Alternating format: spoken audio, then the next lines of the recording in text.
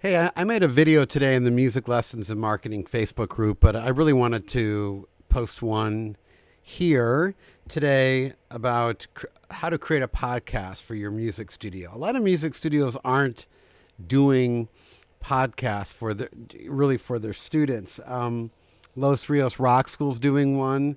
I think there are a few episodes in, and Danny Thompson, I believe, is has one in production. But I really think it's a great way to build community in your studio, and that's something that a lot of people in the groups have been talking about: is how can you build community? We do things like recitals and concerts, and those are a great way to bring everyone together.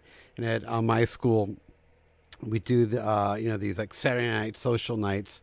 But I think podcasting is a great way to bring your community together, and really allow you to do something that your competition probably isn't doing. So I put together this little format for a podcast that I think would really work well for a music studio. Look, you're busy. I get it.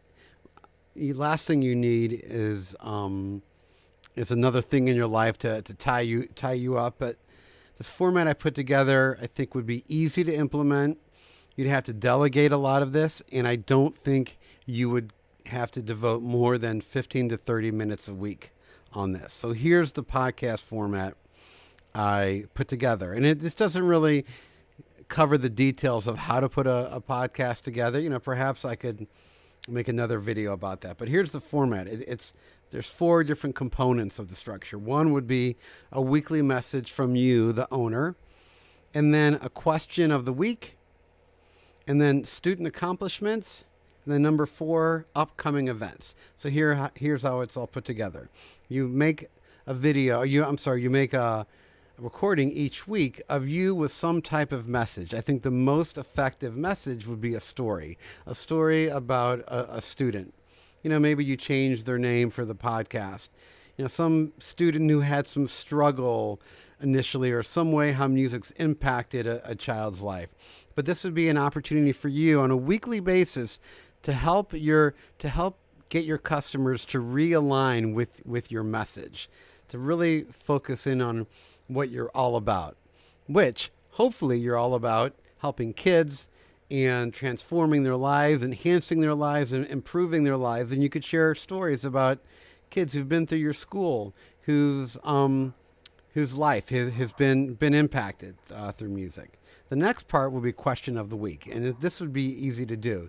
You come up with a question like, what do you love most about playing music? You then email the question to some of the parents in your school and say, hey, we'd like to feature your child on our podcast. Can you ask this question to your child, have the parent record it on their smartphone, and then have the kid repeat the question?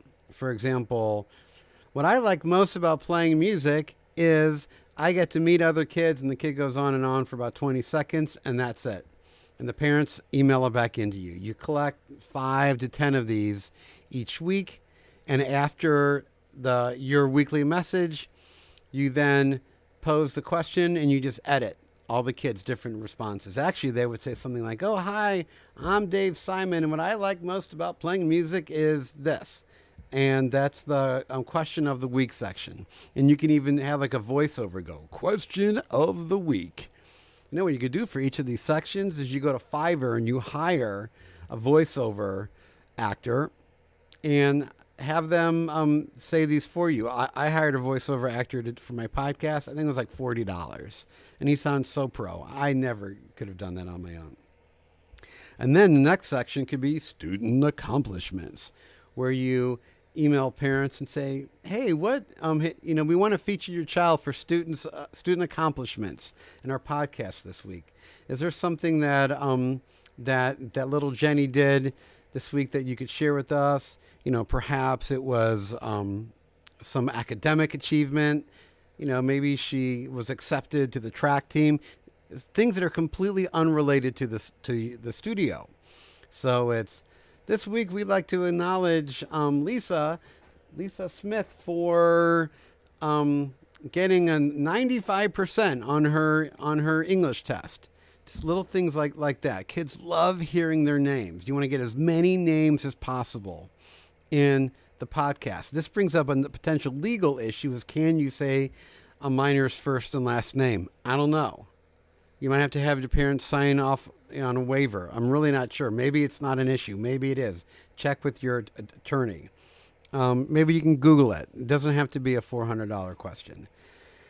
And then the last section would be upcoming events, where you just kind of, hey, March 10th, we have our concert and recital.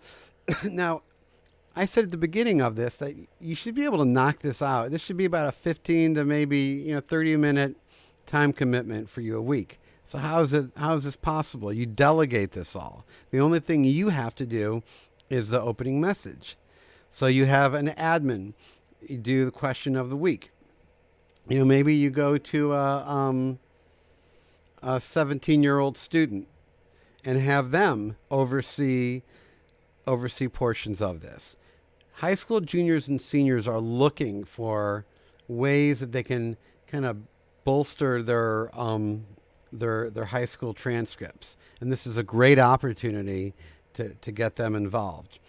So, for example, the student, where you list the student accomplishments, that doesn't have to be you or an employee of yours listing those off. That could be a student in your studio. Same with upcoming events. This is a great opportunity to empower the older kids in your studio. And then each week, all the kids that are featured in the podcast, you email those families and say, hey, here's a link. They're going to go and they're going to share that on social media. So what do? They go and they brag. They're going to email it to their friends. So it gives them an opportunity to brag about their kid. And the parents whose kids aren't in your studio are going to really get an inside look and feel for what your studio is all about. They're going to hear how kids are being celebrated, and they're going to want to send their kids to your studio. So I think the hard work, the heavy lifting is going to be on the front end, getting the opening theme song, getting a voiceover actor to do some of these voiceovers, and just getting the structure and figuring out who's going to help you with it. That will be some work. It will be some effort.